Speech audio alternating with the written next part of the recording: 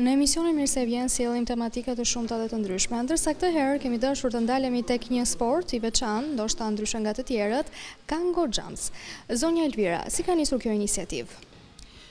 Shumë e thjeshtë, për herë të parë kam parë në Amerikë, kur qesh me pushime, dhe mendova se ishin këpucë patinazhi. Normalisht ato ishin në një teren shumë të bukur, park madh, ishin mbi 500 veta.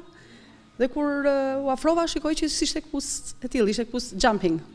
Pyeta shumë njerëz aty, duke i pyetur sepse ishte me DJ, me muzikë, ishte goxha njerëz turista që filmonin.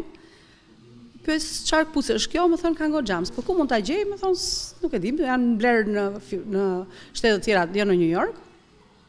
Atëherë u detyrova të shkoj në shtëpi, të shikoj në internet se çfarë është. Përsëri prapë nuk e gjeta se çfarë ishte, çfarë sporti. Pasi unë nuk jam vetë sportiste dhe detyrimisht s'mund të futesha shumë thellë. Kur vi në Shqipëri, e kisha shumë me dashuri për ta sjellë në Shqipëri, sepse ishte hera parë që shikoja.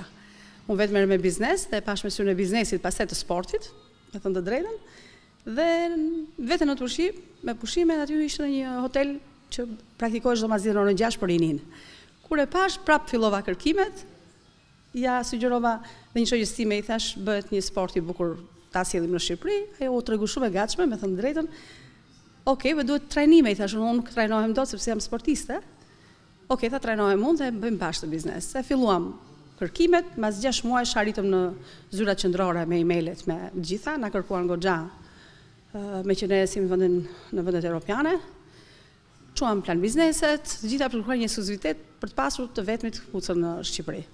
Me thënë drejtën, shkuam në Rumani, bëhesh festivali Kango Jumps, bëhet njerë në vit, 28 shtetet botës e kanë këtë program, dhe ne e morëm si shteti 29. Duke ardhur këtë punë e kemi filluar në Behar, në muajin gusht, e kemi sjellë për herë të parë këpucën, dhe kemi bërë të gjitha promovimet nëpër plazhe, duke bërë që nga parti shkuma në pjesën e breakdate-it tonë. Kemi marrë një 4 balerinë të klanit, që i morëm të trajnuar, domethënë pak a shumë, dhe bëm promovime, plus në koncertet e mëdha të orave 10 orë lagaçës e gjithë koncertet që bëheshin, gjysmore ishte Kango Jumps, ku ne bënim shpërndarjen.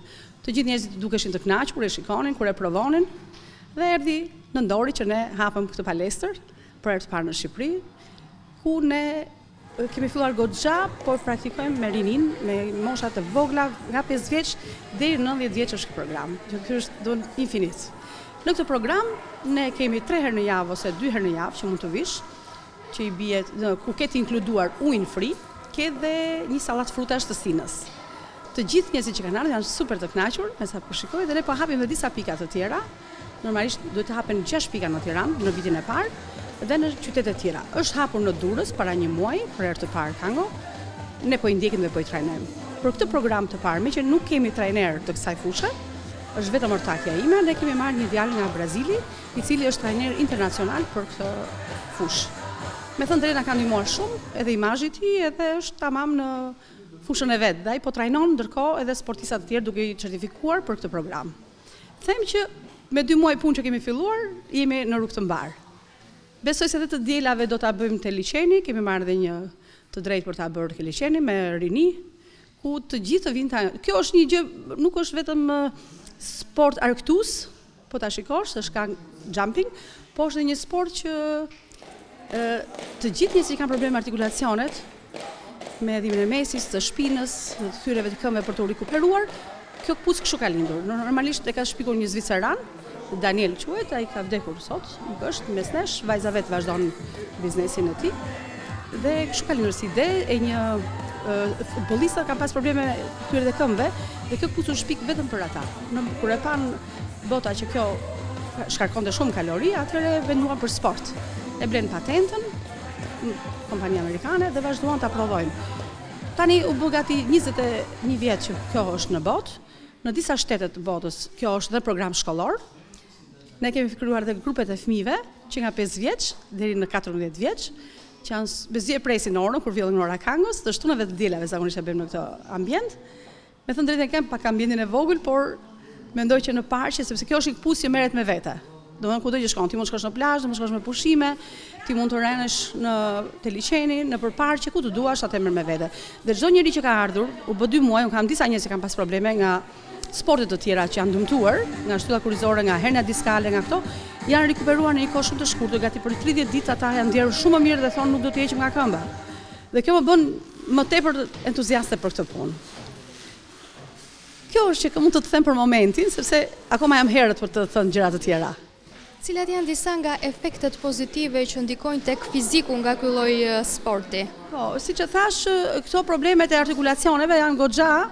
Njerëzit vuajnë nga thirrjet e këmbëve nuk shkojnë më dot në sport, pasi nuk e ndjen veten mirë. Atëherë duke veshur këpucë, ajo ka një suspension, të cilën ti ndjesh gjithmonë siguri vetvetja, nuk ke asnjë lloj dëmtimi, dhe kur heq këpucën nuk e fare asnjë lloj dhimbje prap.